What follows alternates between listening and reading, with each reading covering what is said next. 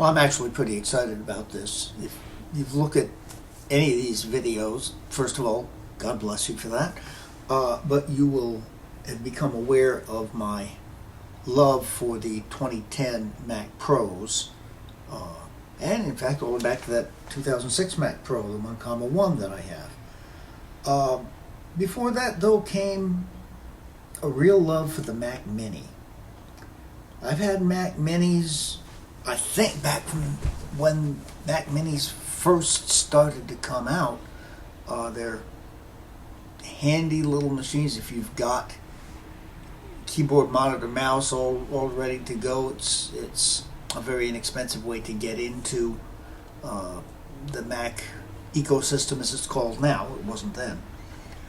All right, so if you looked at unboxing 2, you would have seen this guy. This is a 2012 Mac Mini. The higher version of it with the Quad 4 i7. I got this actually as a very good deal. I might as well say it, I paid $330 for it. Which is less than they usually go for, because they are very, very capable machines even in today's computing world. I really, that was a little more than I had intended to pay. However, realizing that it has come ready upgraded with 16 gig of RAM, the maximum that the machine can run, that's usually something in a Mac Mini that I've got to upgrade, and that upgrade can run you $50. So I'm really very, very good with this. The Fusion drive that's in there probably is going to need to be replaced. At least the seller was very honestly talking about the difficulties that he was having with it. Just a bit here, we're going to try booting the thing up and seeing what it does. The Ethernet cord, built-in Ethernet on the back evidently does not work. I'm going to take a look here at the I/O. SD card, 4 USB 3 ports. How nice is that? You've got Thunderbolt 2 / mini DisplayPort, HDMI, FireWire 800. Well, maybe there's something to be said for that. The dysfunctional Ethernet, power, start button, all pretty standard stuff. But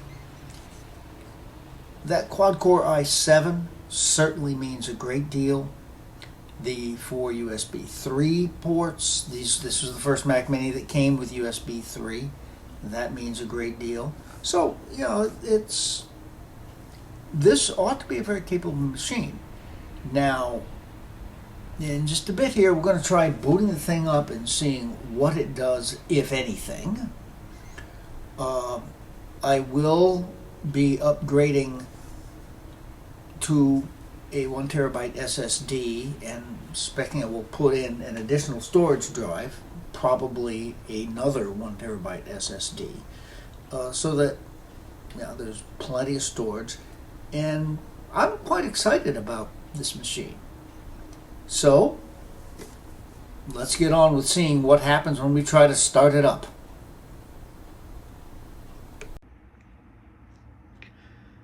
Okay, so here we have the 2012 Mac Mini plugged in using a 2010 Mac Pro as a convenient resting place. Let's turn it on and see what, if anything, happens. The light comes on. There's a very faint boot chime.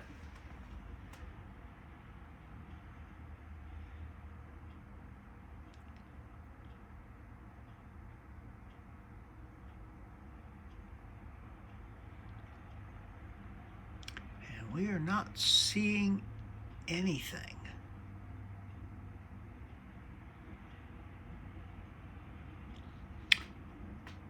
All right, and that is most likely the problem. that the seller had indicated. Okay, well, we're getting something here. That's the no operating system found. Okay. Well, I want to try one other thing just to see if we can get it started enough to see what's going on. Although, replacing the drive is going to be the ultimate answer. So, be back in a bit. Okay, for our second try at getting this thing started up, I have connected this 128 gig SSD with High Sierra installed on it via USB 3, which I found those things, operating systems will run pretty well externally on USB 3. It looks a little awkward. It's in an OWC Mount Pro drive sled, which I didn't really want to bother taking it out of that. But okay, here we go again. Take 2. There's the startup chime. I don't know quite why it's so soft.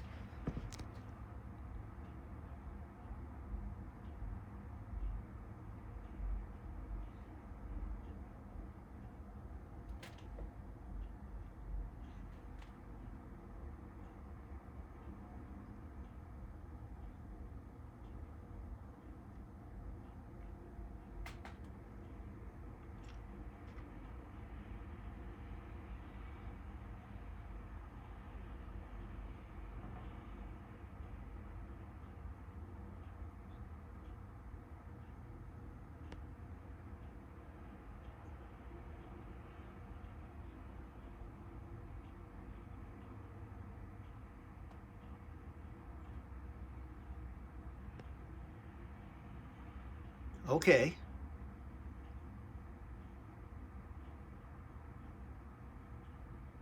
Took a while to find the operating system. I might have cut that down a little bit by holding down the Option key. But we are booting up anyway, so that's a good sign.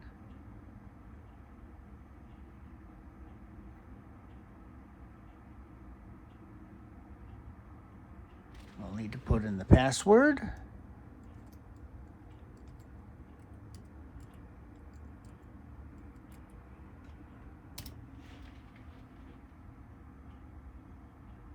And here we are, booted up into High Sierra. All right, it shows Macintosh HC. That's the Fusion drive. Let's look at About This Mac.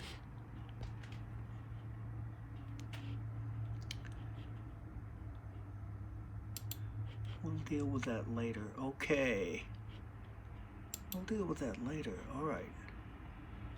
Oh, come on. All right. So we've got Mac Mini late 2012, 2.6 gigahertz Intel Core i7, by golly, 16 gig, 1600 megahertz DDR3 RAM. All right, this all looks really good. Now it's showing that Fusion drive, 1.11 terabytes, and it's saying flash storage, which it isn't. At least it's not supposed to be. Okay.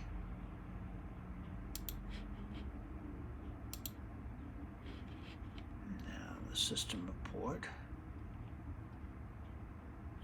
Let's go down to storage and see what it says.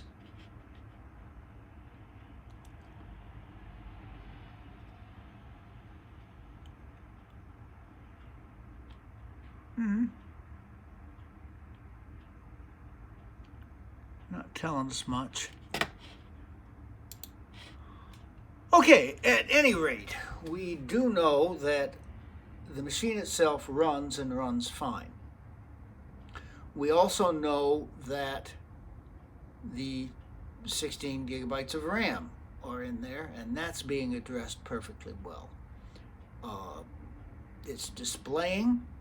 There is clearly a problem with the flash stores, and I'm going to experiment with this a little bit and see if I can figure out what's going on, but so far so good. This is going to be a usable system, definitely.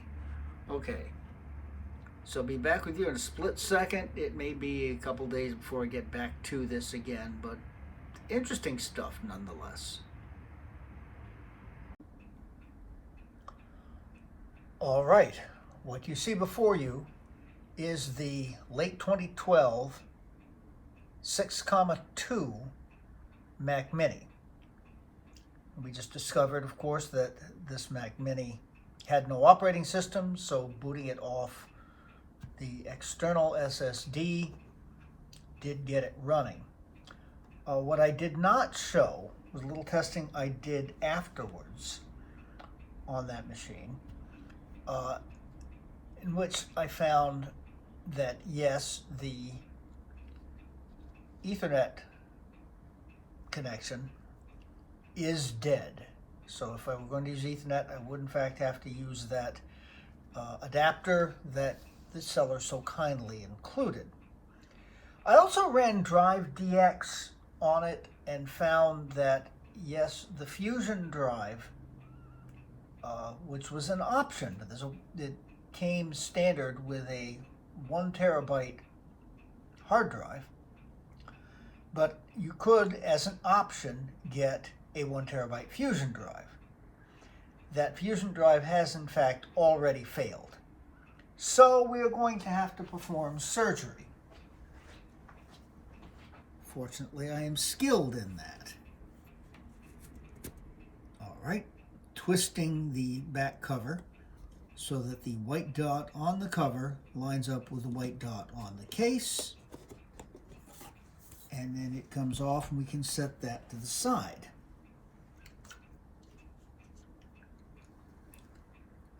Taking the Torx T6, there are 3 screws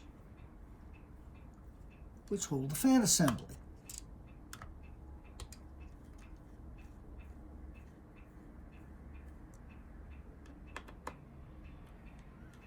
They're supposed to be captive screws. Depending on how much you remove them, they do have a tendency to come out. We'll be careful about that. All right, that needs to come a little more. All right. Then the fan is connected to the logic board for power. We have that off. We can set that aside. And in fact, the screws stayed in. Yay. All right. There is a little cowling here. A little plastic thing. It's held in by 1 screw. Remove that. I use bottle caps in order to keep the screws separated, since they do tend to be different. Now, that does mean, of course, unfortunately, I have to drink the beer, but we'll make sacrifices for the things we love to do. All right. Lifting up that cowling. Out it comes. And that should give us access to the antenna grid for the Wi-Fi. And I should remember, these are all T6 screws.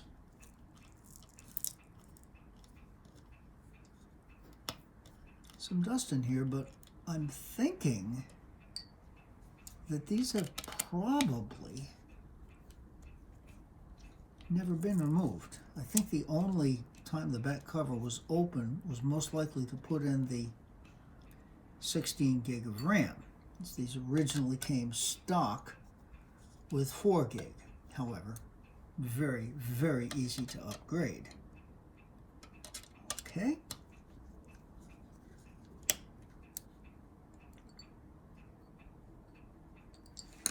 All right, and now the antenna plate should simply come off. Carefully bend that over. All right, one of the ways you know you're dealing with either a 6,1 or a 6,2 is that the antenna has a little cover over where it's attached. Now, reading directions, you will often see that these things are supposed to be removed. All right, now we're not going to have luck with that because that is a hard drive. Sometimes it is possible to remove the drive without moving the logic board. I don't think we're that fortunate in this case. So the logic board is secured with this one long screw. Put that aside there. And we have a logic board removal tool. There are 2 holes. The tool goes in there. If you don't have the tool, this can actually be done with 2 small screwdrivers. And we move it just enough to allow the hard drive to come out. Okay, now there is a second drive. Oh, I see. I'm going to have to examine this because I believe this is the SSD portion of the Fusion drive. All right, now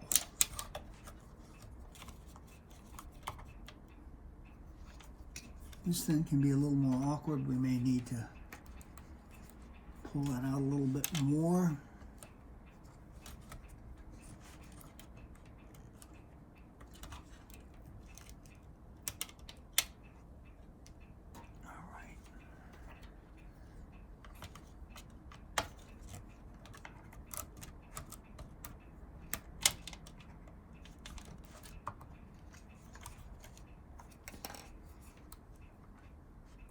Not anticipating that there would be 2 actual physical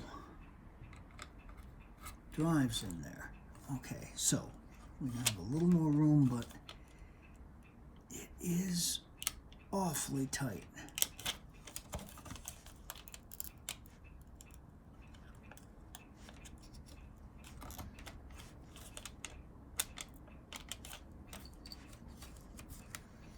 So we're going to stop the video at this point. I will get this thing out. It's just going to take a bit. Well, that turned out to be a great deal more work than I had anticipated. What I had to do was to unplug the IR receiver from the logic board and then unplug, which I really didn't want to do, the antenna cable. The reason I didn't want to do that is it can be such a pain to get those back in. But with that done, the logic board could be removed. Oh, I also had to unplug the power from the power supply, unscrew the power supply from the bracket, then that could be removed. And then, where did it go? Remove the hard drive from the bracket. So everything had to come out. What I shall now do is into that bracket, I am going to put a 1 terabyte SanDisk SSD Plus. These are very good drives and relatively inexpensive. That will go in the lower bay. And in the upper bay, I will be inserting, if I can find where the heck I put it. Here it is. Samsung 1TB Evo. Now, as far as SATA SSDs go, this is the gold standard. I had never actually used one before because they tend to be very expensive, but I did find one on eBay at a very, very reasonable price. So this is going to take me a while to put all of this back together, but I will in fact do that and maybe bring this back when we're a little bit closer to getting it to all happen. Okay, the SanDisk drive is now in place. This is a good thing. Now, the biggest pain to this is putting the power supply back in. There's this little pin here on the bottom of the power supply, and you're probably not going to be able to see this, but there's a pin, a hole for that pin right in there somewhere. You can see it in real life a whole lot more easily. Of course, once you put the power supply in, you can't see where that opening is. So it can be a real pain.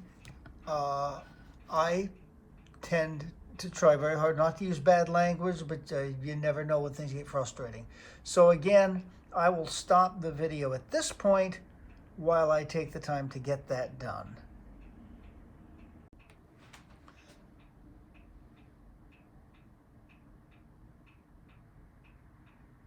Well, I suppose I can try recording this again. As I pointed out, getting the power supply in there was a pain. Getting the outlet in there was a pain.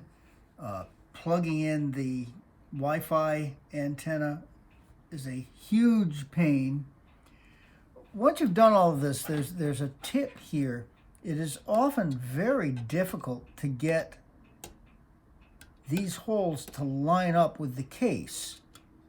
And the trick is if you put pliers in the grid and pull up, you can push back and get it to go in.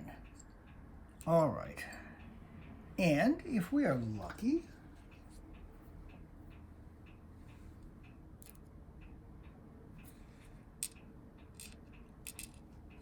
my T8 is not as well magnetized as I could wish it were. All right. Now that's in.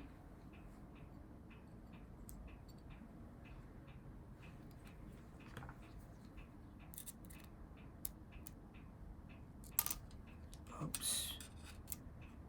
See what I mean? Okay.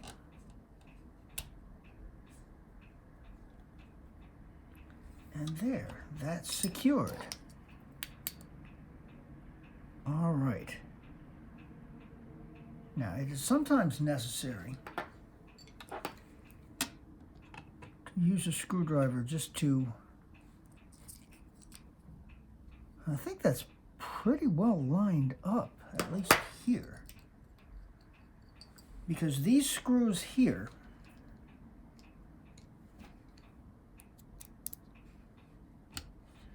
actually are what secures the top SSD or hard drive, depending how you've configured it, into place.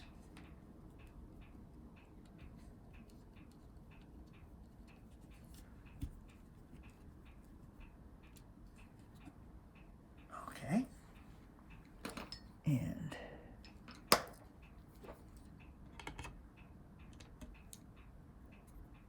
make sure that's still in place. I think we'll be okay. One more screw there.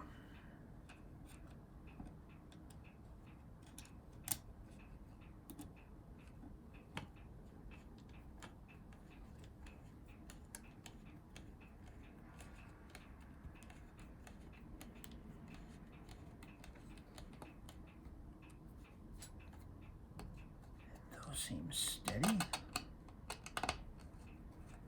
Overturned.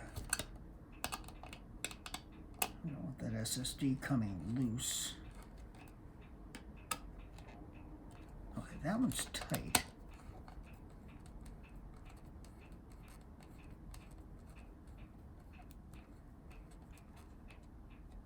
That seems good. Okay.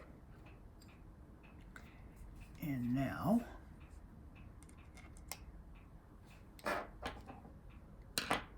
back to the T6, which is magnetized, and secure the logic board in place. And that's done. Then the cowling.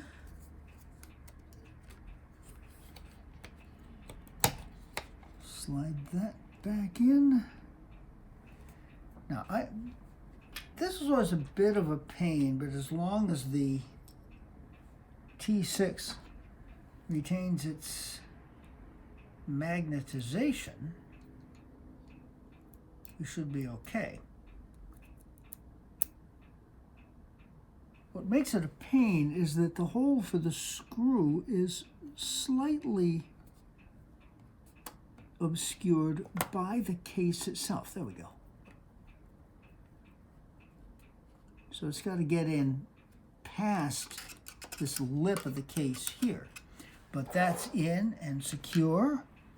Okay, remember that I've done that. The SATA flex cables are secure. And now,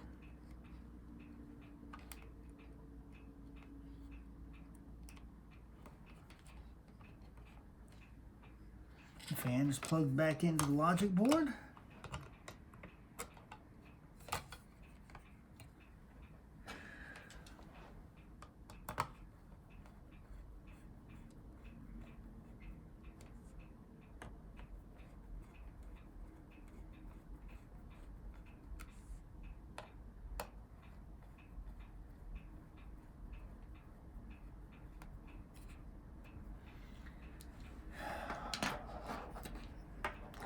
Now, this is one I have done more times than I hate to admit, because I have taken minis apart rather a lot. When you do have to remove the logic board, it's a good idea to take the RAM out. It's an even better idea to put the RAM back in, because interestingly, the computer does not want to start up without RAM in place. Okay. Well, now that was something. Put that back in, turn it. Doesn't appear to be anything knocking around loose in there. All right. Now, when this gets plugged back in, it should boot up, because that SanDisk SSD that I put in has got a working installation of Mojave on it. So I'm going to boot it. Hopefully it boots up into Mojave. Test it out a bit. And then put Catalina on the Samsung drive. So at least for the time being, it will dual boot. There are just a couple of 32-bit apps that I still, at least occasionally, want to run that will run under Mojave and will not run at all under Catalina. But the next big step is going to be, will it boot up? I sure hope so, because if it doesn't, I'm going to have to take the darn thing apart again and find out what's wrong. Stay tuned. Well, here we are. The 2012 Mac Mini is all plugged in using a Mac Pro doubling as a stand for it. Now let's find out. Very faint boot chime.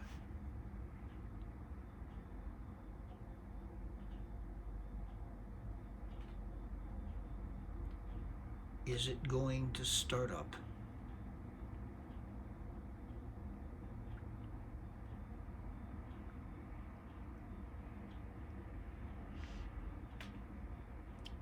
And the think this is the machine looking for an OS.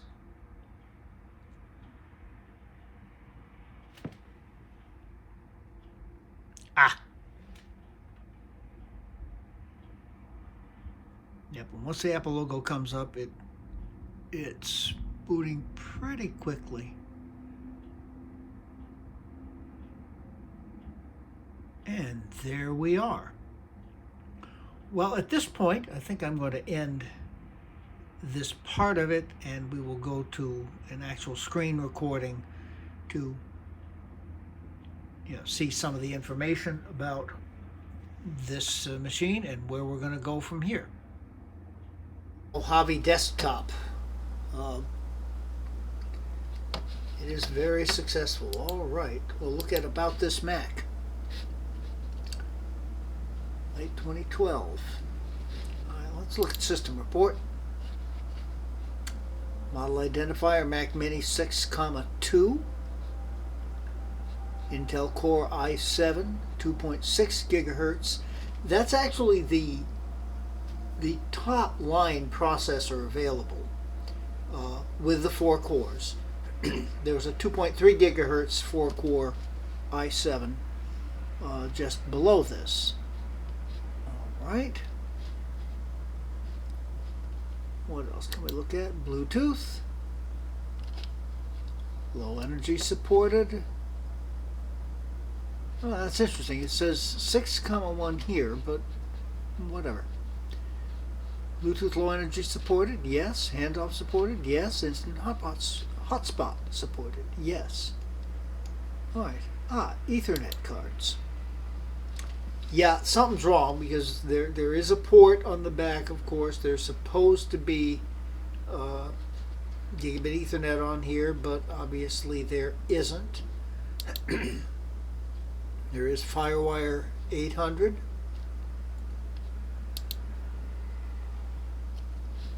Intel HD Graphics 4000. Built in, not great, but it's there, and hey, it's working. Yep, 2 DIMMs of 8 gigabyte 1600 megahertz DDR3 RAM.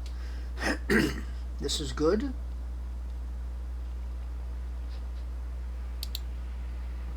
Storage, both the drives show up, the Evo drive and SanDisk. There's a Thunderbolt port. Thunderbolt 2, of course. Now, USB 2 bus, that's the keyboard. And I plugged the mouse excuse me, into the keyboard. Those have gone into a USB 3 port, but since they're USB 2 devices, of course, they're going to deliver USB 2 speeds. We do have the USB 3 bus, and the microphone I'm using for recording this is in fact plugged into that. We'll look here at Wi-Fi.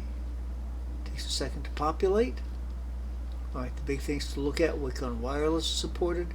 AirDrop, thank heaven, is supported. Only goes up to 802.11n, but that's okay. It's working. Alright. Now, the next step is going to be to install Catalina. That should be an easy enough thing to do. In fact, we can probably get started with this. Notifications. Oh, that's not what we want. Software update.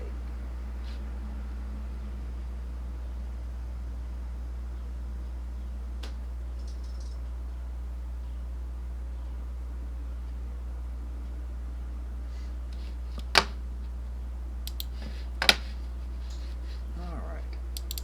I'm not going to do it that way.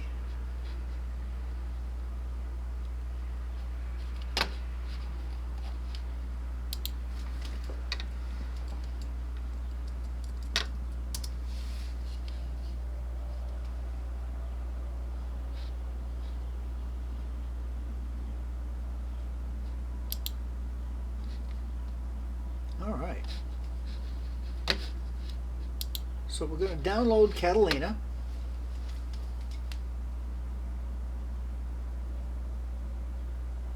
I think I'm going to end the screen recording here. I'm sure anyone watching this has, yep, I do, has seen an installation, and it should be perfectly simple to target the Samsung Evo SSD. And I'll probably do a brief wrap up then on this from the Catalina desktop.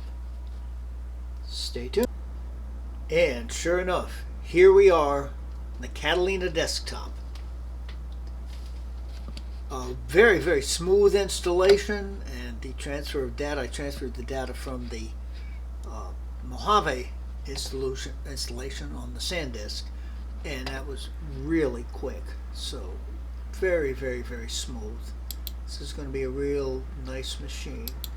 And a quick check about this Mac. Of course, the information is going to be the same. Late 2012 Mac Mini, 2.6 gigahertz quad-core Intel Core i7.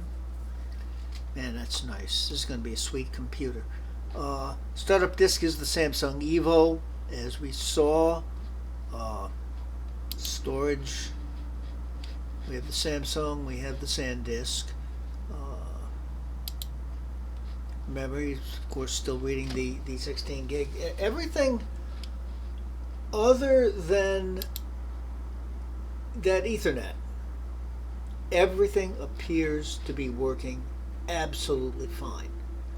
So I don't think there's really much more to show here. That was a very, very successful amount of work. There was about 45 minutes of struggling off camera, where I had to completely disassemble the Mac Mini in order to get things to work, but everything is working. So we are good. Thank you so much for being along for the ride here, and I hope you have enjoyed this video. More to come soon.